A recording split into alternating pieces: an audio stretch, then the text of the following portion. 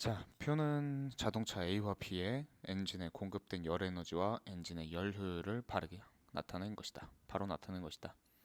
A와 B의 엔진에서 저열원으로 빠져나가는 에너지의 양은 같다라는 조건이 있어요. 그러니까 고열원에서 Q1이 들어가고 저열원으로 빠져나가는 게 Q2인데 이 Q2가 같다라는 거겠죠. 엔진에 공급된 열 에너지의 비가 4대 5라는 조건이 있고 엔진의 열 효율의 비가 5대 8이라는 조건이 있습니다. 자, 이 문제 한번 풀어봅시다. 일단은 엔진에 공급된 열 에너지의 비, 이거 Q1이라고 볼 수 있는데 그게 4대 5다.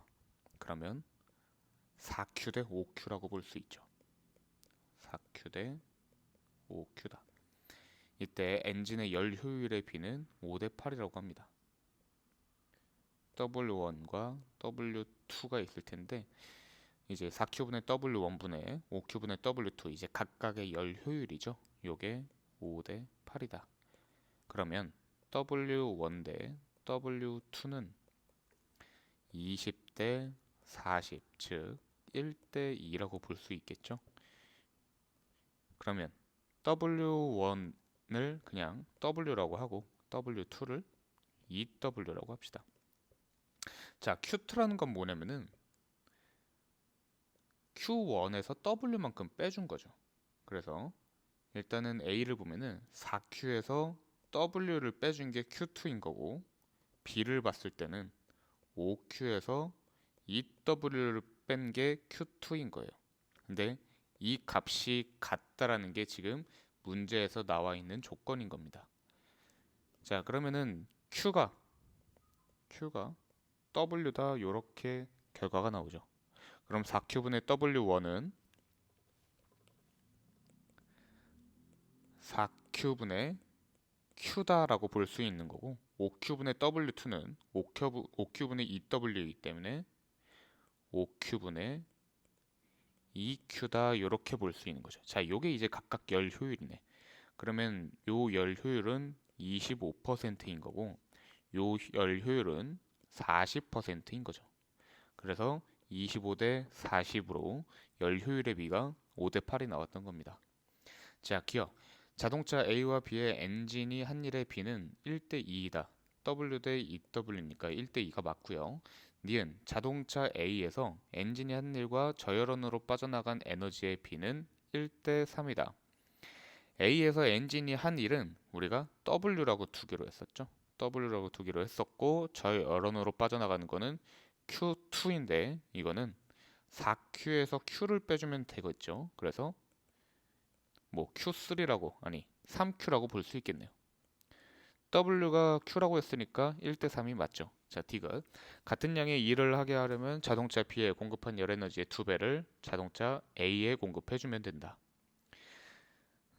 같은 양의 일을 하게 하려면 지금 A에서 4Q일 때는 W, B에서는 5Q일 때는 EW이기 때문에 A에서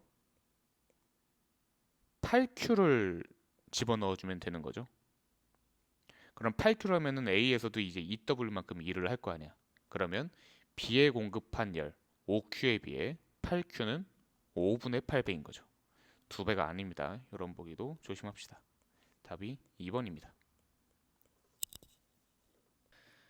자, 물의 전기분해 실험을 나타낸 것이다. 역시 플러스 극, 마이너스 극이 있는데 연료전지하고는 또 조금 느낌이 달라요. 이건 뭐냐면은 전기분해는 물이 가만히 있어. 물이 가만히 안정적으로 있는데 여기에 플러스 극과 마이너스 극을 달아주는 거예요. 그러니까 가만히 있는 물한테 전기 충격을 주는 거지. 그러면 물이 어떻게 되냐면은 가장 안정한 상태의 호돈수 물질 H2와 O2로 분리가 되는 거예요. 근데 지금 보면은 좀 야매로 보면은 H2O에 수소 원자가 두 개가 있죠. 그래서 H2는 그대로 만들 수가 있는데 산소 원자는 하나밖에 없잖아. 그럼 산소 원자가 O2가 되기 위해서는 2분의 1 O2밖에 못 만들겠네요. 그래서 H2 대 O2는 2대 1로 나온다. 이런 문제인 거예요.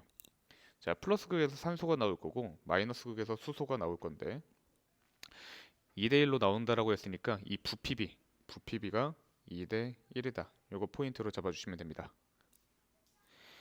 자, 그리고 플러스 극에서 일어나는 반응도 봐야 될 텐데 역시 H2O밖에 없었던 상황인 거니까 H2O가 반응을 할 거고 얘가 전자를 뺏기게 돼요.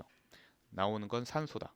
산소가 나오고 물이 전자를 뺏겨서 물로부터 전자가 튀어나온다. 그리고 4개의 H 플러스가 만들어질 거예요. 자, 마이너스 극에서도 역시 H2O가 반응을 할 텐데 이게 전자와 반응을 하고요. 전자와 반응을 하고 전자 그 전하 균형을 맞추기 위해서 오른쪽에 생성물 쪽에서는 OH-가 나오게 돼 있어요. 그리고 H2가 나온다. 뭐 어떤 원리로 나오는지 아직은 알 필요가 없고요. 그냥 개수 정도는 암기를 하고 있읍시다. 2개의 OH-, 2개의 H2O. 그리고 플러스 극 쪽에서는 산소가 2개니까 EH2O, 수소 4개, 수소 4개 맞아 떨어지죠? 플러스 4, 마이너스 4 뭐 이런 것도 잘 맞춰주시면 되고요. 자, 이 각각이 플러스 극과 마이너스 극에서 나오는 반응이고요. 플러스 극과 마이너스 극에서 나오는 반응을 모두 더하면은 어떤 반응식이 성립이 되냐면 2개의 H2O가 반응을 해서 EH2와 O2가 나온다. 이런 전체 반응식이 나오게 됩니다. 자, 이렇게 됐을 때 우리가 전체 반응식을 꼭 이런 상태로 써주도록 합시다. H2O가 H2와 2분의 1 O2가 되는 반응이다. 이렇게 전체 반응식 쓰면 안 돼요. 서술형에서 좀 깎일 수 있어요. 자, 그리고 이 전기분해의 특징은 뭐냐면은 수산화 나트륨이 들어간다라는 거예요. 수산화 나트륨이 뭐냐면은 전해질이에요. 그러니까 물이 전기분해를 당하려면 물이 전기가 통해야 되는 건데 그 순수한 물은 절대 전기가 통할 수가 없어요. 그래서 전해질을 넣어주는 작업을 하는 거죠. 자, 기억 봅시다. 전원을 연결하면 전극을 끼운 튜브에서 기포가 발생한다. 기억 맞고요. 니은 물의 전기분해에서 연료전지와 화학적으로 동일한 반응이 일어난다. 화학적으로 동일하지 않습니다. 연료전지에서는 음극에서 H2가 EH 플러스와 이전자가 발생하는 이런 반응을 진행을 하는 거고 전기분해에서는 음극에서 H2O가 반응을 하는 거죠. H2O가 수소 기체와 OH-를 만들어내는 이런 반응을 진행을 하게 되는 거예요. 그래서 수소 기체가 관여한다라는 거는 똑같지만 전혀 다른 반응이죠. 니은 아니고 디귿. 마이너스 극에서 수소 기체가 발생한다. 마이너스 극에서 수소 기체 발생하는 거 맞고요. 리을 플러스 극에서 전자를 얻는 반응이 일어난다. 플러스 극에서 전자를 얻는 반응이 아니라 H2O가 전자를 플러스 극한테 뺏기는 거죠. 플러스 극은 전자를 좋아하잖아. 그래서 물로부터 전자를 뺏어갑니다. 그래서 답 리을이 아니고 답이 2번인 거예요. 자, 마이너스 극에서는 어떤 반응이 일어날 거냐면은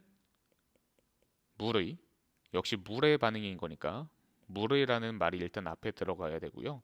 그리고 전자가 물한테 들어올 거야. 마이너스 극으로부터 튀어나온 전자가 물로 들어갈 거다 해서 물의 환원 반응이 일어납니다. 그리고 플러스 극에서는 역시 물이 반응을 하겠죠. 물의 전기 분해 반응이니까 물이 플러스 극한테 전자를 뺏길 거예요. 물의 산화 반응이 일어난다. 그래서 이렇게도 볼 수가 있습니다. 자, 오른쪽에 22번 연료전지 한 번만 다시 봅시다. 그림은 연료전지를 나타낸 것이다. 이에 대한 설명으로 옳은 것만을 보기 위해서 있는 대로 고른 것은 일단 수소를 주입을 해준다. 그럼 H2가 무슨 반응을 해요? 여기다가 전자를 밀어주는 반응을 하는 거죠. 그래서 전자가 이렇게 흘러가겠네요. 자, 이 수소가 들어가는 것을 우리가 음극이라고 할 거고 산소가 들어가는 이것을 우리가 양극이라고 하겠죠. 자, 이때 H 플러스와 생성된 O2-가 반응을 해서 H2O가 나올 건데 이 생성된 H2O는 이 산소가 들어간 쪽에서 배출이 될 거예요. 자, 기억은 산소이다. 기억 맞고요. 니은 이산화탄소 아니죠. 물이고 디귿 전해질을 통과하는 것은 수소에서 분리된 전자이다. 전자가 통과하는 게 아니죠.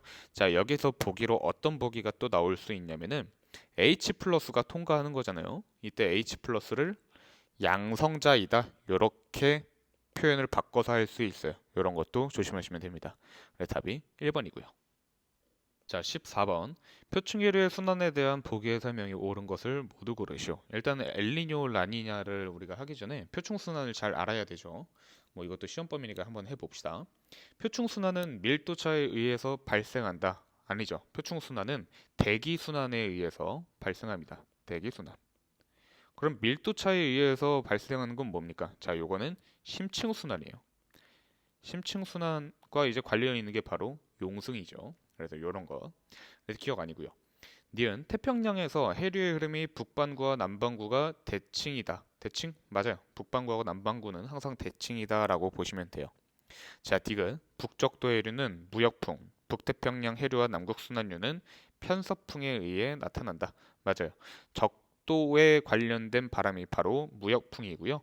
북태평양 조금 위쪽이고 남극순환류 아래쪽이죠. 이런 게 이제 편서풍에 의해서 나타나는 겁니다. 그래서 답이 4번이고요. 자, 15번. 그림은 태평양에서 해수의 표충순환과 대기대순환을 나타낸 것이다. 기억. 우리나라의 경우 편서풍의 영향으로 동해에 한류가 흐른다. 편서풍은 위쪽이죠.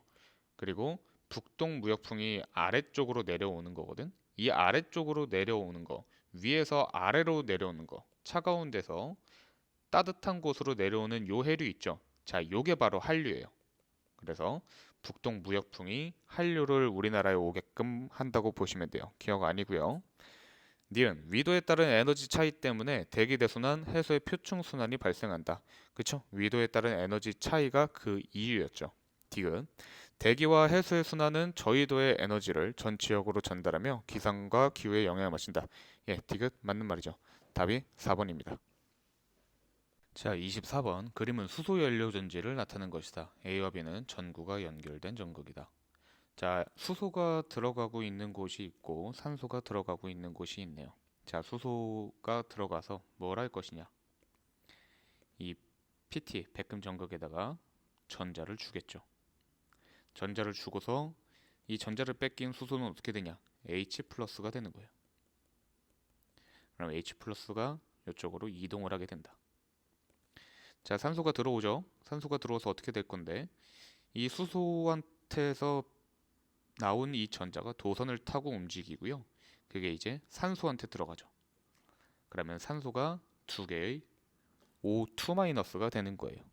그러면 H 플러스와 요게 반응을 해서 이렇게 두 놈이 반응을 하게 되면은 H2O가 나오게 되죠. 그게 이제 가로 빠져나간다.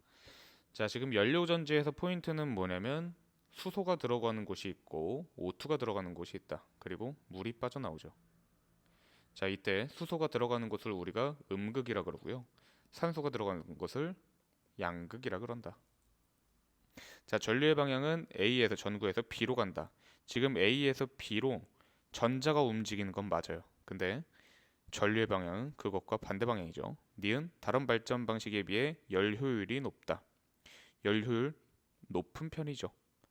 왜냐면 이건 터빈을 돌리거나 그렇지 않고 그냥 화학 에너지가 바로 그 전기 에너지로 바뀌기 때문에 열 효율이 높은 겁니다. 디귿 가로 방출되는 것은 물이죠. CO2 아니고 물입니다. 답은 2번입니다.